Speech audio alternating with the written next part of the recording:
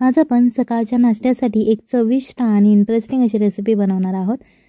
ही recipe बनवण्यासाठी सगळ्यात पहिल्यांदा आपल्याला एक बाउल घ्यायचा आहे आणि त्यामध्ये 1 वाटी गव्हाचं पीठ घ्यायचं आहे। त्यानंतर चवीनुसार मीठ घाला, तुम्ही अर्धा चमचा घालू शकता किंवा तुम्हाला जेवढं। त्यानंतर सगळ्यात पहिल्यांदा इथे आपल्याला अर्धी वाटी पाणी घ्यायचं आहे।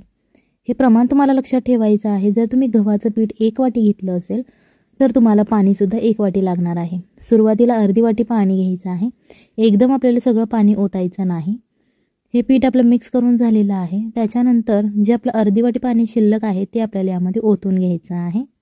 याच्यानंतर या पिठामध्ये ज्या गाठी आहेत ते आपल्याला सगळं फोडू शकता किंवा असं चमच्याच्या मदतीने मिक्स केलं तरीही चालेल। फक्त यामध्ये सगळ्या गाठी फुटल्या पाहिजेत आणि स्मूथ अशी आपल्याला पेस्ट, पातळही नाही करायची, मीडियम अशी ही पेस्ट आपल्याला करून घ्यायची आहे।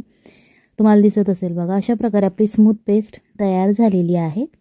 जर तुम्हाला हळद आवडत असेल तर तुम्ही यामध्ये हळद टाकली तरीही चालेल आणि नाही टाकली तरीही चालेल। ही रेसिपी नक्की एकदा घरी ट्राय करा, आपल्या फॅमिलीला खाऊ घाला आणि मग मला कमेंटमध्ये सांगा कशी झाली। आणि त्याच्यानंतर एक पॅन घ्यायचा आहे आणि त्यामध्ये 1 ते 2 चमचे तेल घालायचं, थोडीशी मोहरी आणि थोडेसे जिरे घालून घ्यायचे आहेत। हे छान असे तडतडल्यानंतर आपल्याला ते तेलामध्ये फ्राय करून घ्यायचे आहेत आणि त्याच्यानंतर यामध्ये आपल्याला घालायचे आहे, हे आहेत मोड आलेली मटकी। इथे कच्ची मटकी बिलकुल वापरायची नाही, अशाच प्रकारची मोड आलेली मटकी तुम्हाला यामध्ये वापरायची आहे। चवीनुसार मीठ आणि थोडीशी हळद घालून हे परत एकदा आपल्याला तेलामध्ये फ्राय करून घ्यायचं आहे। ही मटकी आपल्याला पूर्णपणे शिजवायची नाही, अर्धी कच्ची शिजवायची आहे आणि पाणी बिलकुल यामध्ये घालायचं नाही, हे लक्षात ठेवा। याच्यानंतर यामध्ये आपल्याला कोथिंबीर घालायची आहे। खुडलून घेतलेली ही मी कोथिंबीर आहे, अजिबात चिरलेली नाही, कारण याची चव खूप वेगळी लागते। सो अशा प्रकारे आता मटकी आणि ही जी आपण कोथिंबीर घातलेली आहे ते छान असं फ्राय करून झालेलं आहे। अर्धा ते 1 मिनिट तुम्ही हे फ्राय करून घ्यायचं आहे आणि आता साईडला काढून घ्यायचं आहे। त्याच पॅनमध्ये आपल्याला काय करायचं आहे, आपण जे पीठ तयार केलेलं आहे त्याची एक पळी भरून आपल्याला घ्यायची आहे आणि अशी पॅनच्या मध्यभागी सोडायची आहे। जर तुमचा पॅन छोटा असेल तर तुम्ही अर्धी पळी पीठ घेतलं तरीही चालेल। अशा प्रकारे त्याला तेल सोडून घ्यायचं आहे। तुम्ही इथे बटर किंवा तुपाचा सुद्धा वापर करू शकता। हे उलटण्याच्या मदतीने असं आपल्याला, जेणेकरून खालचा जो भाग आहे तो लगेच भाजला जातो। जेव्हा एक साइड भाजली जाते त्याच्यानंतर ते आपल्याला पलटी करायचं आहे आणि दुसऱ्या बाजूनेही ते छान असं क्रिस्पी होईपर्यंत फ्राय करून घ्यायचं आहे।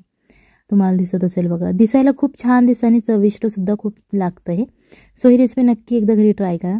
अशा प्रकारे हे मी 2 छोट्या छोट्या रोट्या तयार करून घेतलेल्या आहेत। त्या पिठाची क्वांटिटी तुम्ही तुमच्या फॅमिली मेंबर्सवरती डिपेंड करणार आहे। जर तुमच्या घरात जास्त फॅमिली मेंबर्स असतील आणि तुम्हाला जास्त रेसिपी बनवायची असेल क्वांटिटीमध्ये तर तुम्ही पिठाचं प्रमाण वाढवलं तरीही चालेल। इथे 1 वाटी गव्हाच्या पिठामध्ये अशा प्रकारच्या 2 छोट्या रोट्या तयार झालेल्या आहेत। सो या आता आपण भाजून घेतलेल्या आहेत आणि त्या आता एका प्लेटमध्ये आपल्याला काढून घ्यायच्या आहेत। तुम्ही अशा सुद्धा खाऊ शकता, पण रेसिपी आपली अजून शिल्लक आहे। सो पुढे बघा, या ज्या 2 रोट्या आहेत त्या थंड करून घ्यायच्या आहेत, थोड्याशा, जास्त नाही। त्याच्यानंतर एक पेपर फॉइलचा तुकडा घ्यायचा आहे। अशा प्रकारे तुमच्या रोट्यांच्या मापाचा तुम्ही घेऊ शकता। त्याच्यानंतर या ज्या रोट्या आहेत त्या आपल्याला उलटी करून ठेवायची आहे। अशा प्रकारे ही रोटी आपल्याला इथे पेपर फॉइलवरती ठेवायची आहे। त्याच्यानंतर हे जे चीज आहे ते चीज तुम्ही असंच अख्खं स्लाइस सुद्धा घालू शकता किंवा त्याचे तुकडे करून सुद्धा घालू शकता। आज आपण अख्खं स्लाइस हा वापरणार आहोत। व्हिडिओ आवडत असेल तर व्हिडिओला लाईक करा आणि जर तुम्ही चॅनलवरती नवीन असाल तर चॅनलला सबस्क्राईब करा, जेणेकरून येणाऱ्या नवनवीन व्हिडिओचे अपडेट तुम्हाला लगेच मिळतील। मटकी त्याच्यामध्ये घालून घ्यायची आहे आणि ही जी रोटी आहे ती आपल्याला रोल करून घ्यायची आहे। तुम्हाला दिसत असेल बघा, दिसायलाही खूप छान दिसते आणि चविष्ट लागते। सो ही रेसिपी नक्की एकदा घरी ट्राय करा। याच्यानंतर हा जो आपण रोल तयार केलेला आहे त्याचा थोडासा भाग वरच्या बाजूला काढायचा आहे आणि बाकीचा जो भाग आहे तो पेपर फॉइलमध्ये आपल्याला रॅप करायचा आहे आणि जो खालचा भाग राहतो तो अशा प्रकारे आपल्याला फोल्ड करून घ्यायचा आहे, जेणेकरून ते हातात धरायला सोपं जाईल। सो ही रेसिपी तुम्ही तुमच्या मुलांच्या टिफिनला सुद्धा बनवू शकता। टोमॅटो सॉस किंवा एखाद्या चटणीबरोबर हे तुम्ही सर्व करू शकता। चला तर मग भेटूयात पुढच्या रेसिपीमध्ये। बाय।